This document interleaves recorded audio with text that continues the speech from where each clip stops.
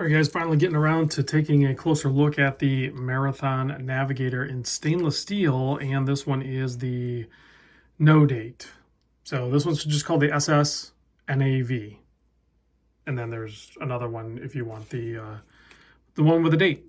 I personally preferred this particular model. That's why I waited for it. I actually purchased it at the Worn and Wound Wind-Up event in New York. Marathon was there at a booth in the basement of that wind-up, and I purchased it there and just waited for it to ship. They were super good about shipping it. It took a while. These are in high demand, and they even comped me a couple extra little goodies. I did kind of name drop myself, though, so that might have helped. Anyway, let's get into the watch.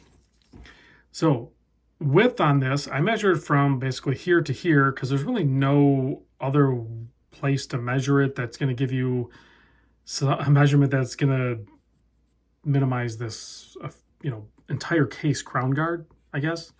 And that is 41.2 millimeter. So still, it's only 41.2, and that's including essentially the built-in crown guard to the entire side of the case. It's asymmetrical. The bezel itself, I did measure that. The bezel width is only 39 millimeter. So the watch actually kind of wears pretty small.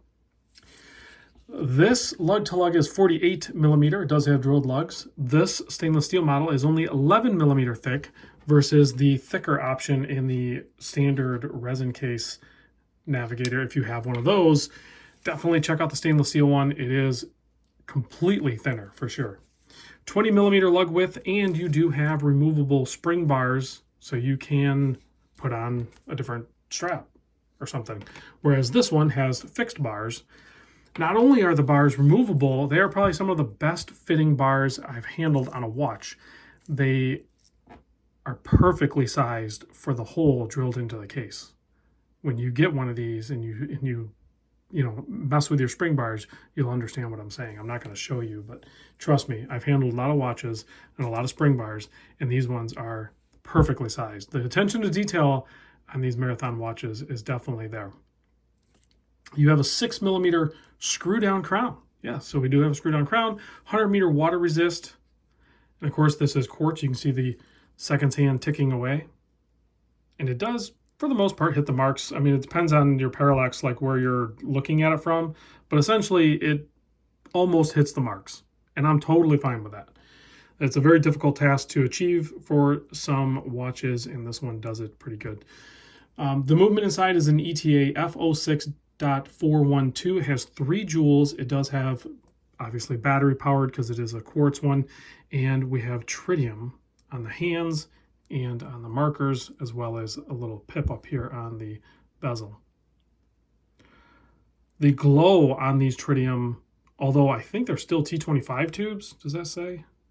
Says Swiss made. I think they're T25s, but in low light and in dark, they're some of the best glowing tritium tubes I've handled, and that even goes for the resin model one and the stainless steel one for sure.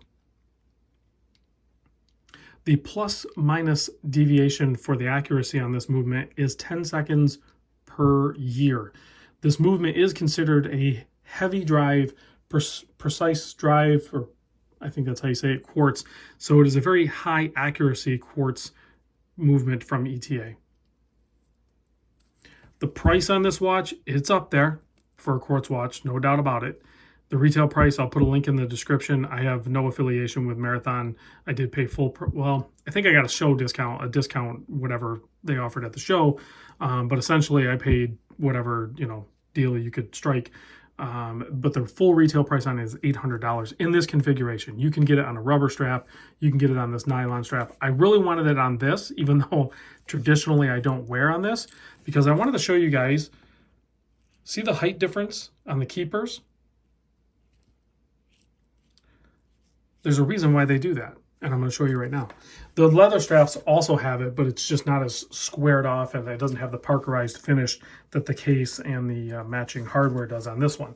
But when you put this guy on, and you put the strap through here, you're not going to fish it through like you would traditionally do on a lot of nylon straps there. See, like it does fit, but you can't put it back through.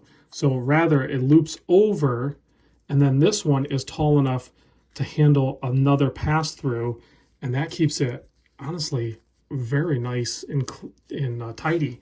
I do like that configuration. I'm totally fine with that. I don't know why. It just works.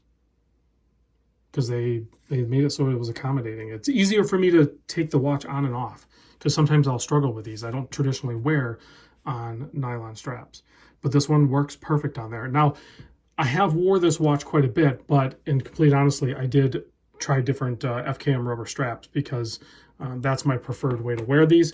But this is totally wearable. I have not tried it on the leather straps, but I suspect it's also very nice on those. I've heard people say they're very nice as well. Those leather straps are sold as an accessory on their site.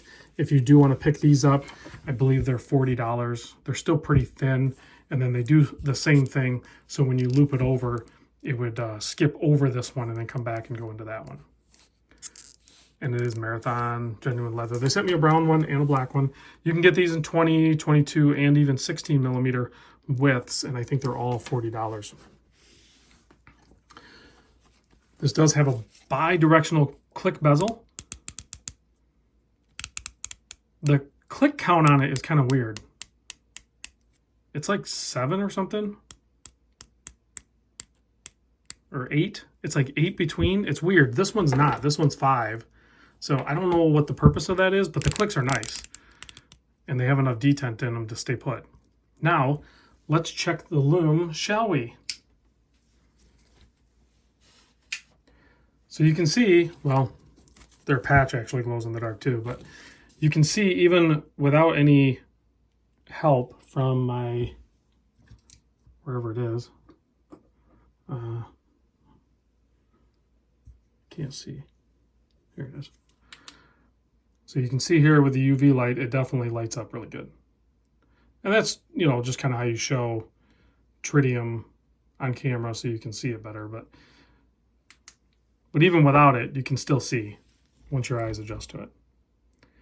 Thanks for watching, guys, and I'll catch you on the next vid.